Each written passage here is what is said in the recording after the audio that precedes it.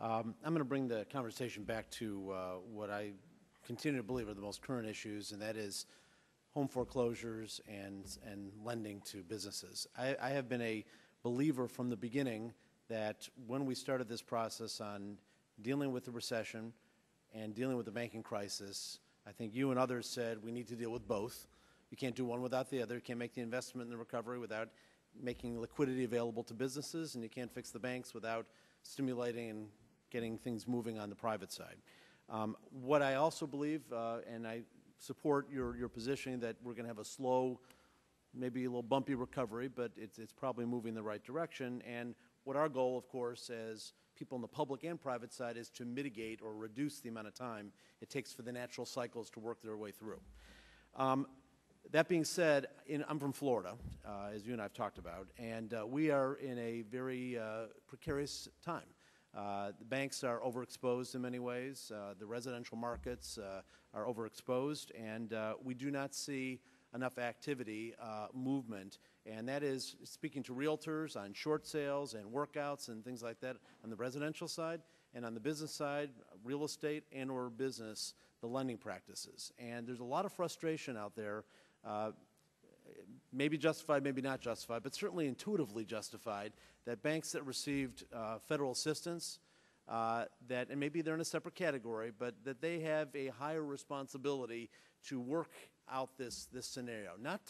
Nobody's pushing them to make unreasonable and unjustified underwriting decisions, but they really are not part of the process of solving the problem. Specifically in the foreclosure area, I think it was the Federal Reserve of Boston did a paper that talked about 3% of the serious delinquent loans have been resolved since the 2007 period of time.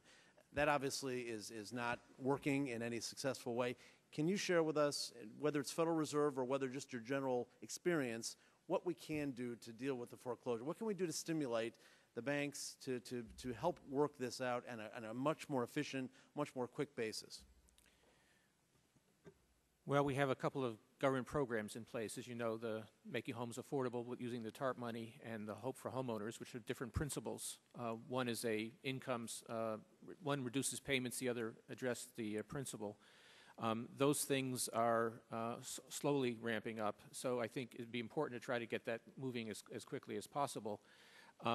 The bank regulators have been pushing the banks to expand their staffs and to be more responsive. We've heard from many consumer groups, for example, that banks are sometimes very slow in responding to requests for short sales or requests for modifications.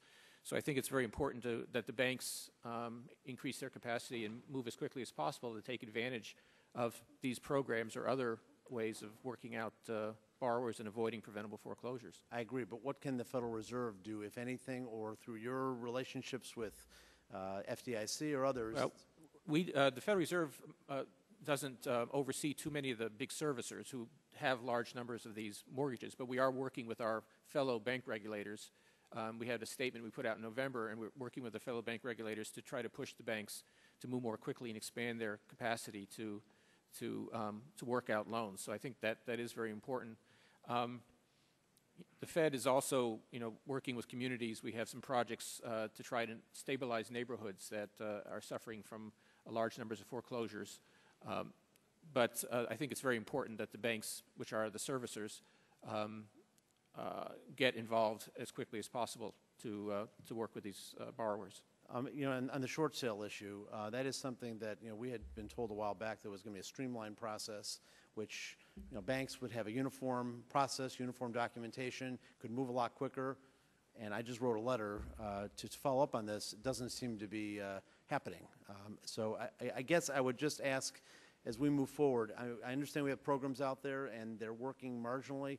We just have got to ramp this up in terms of voice, substance, and effort and do that.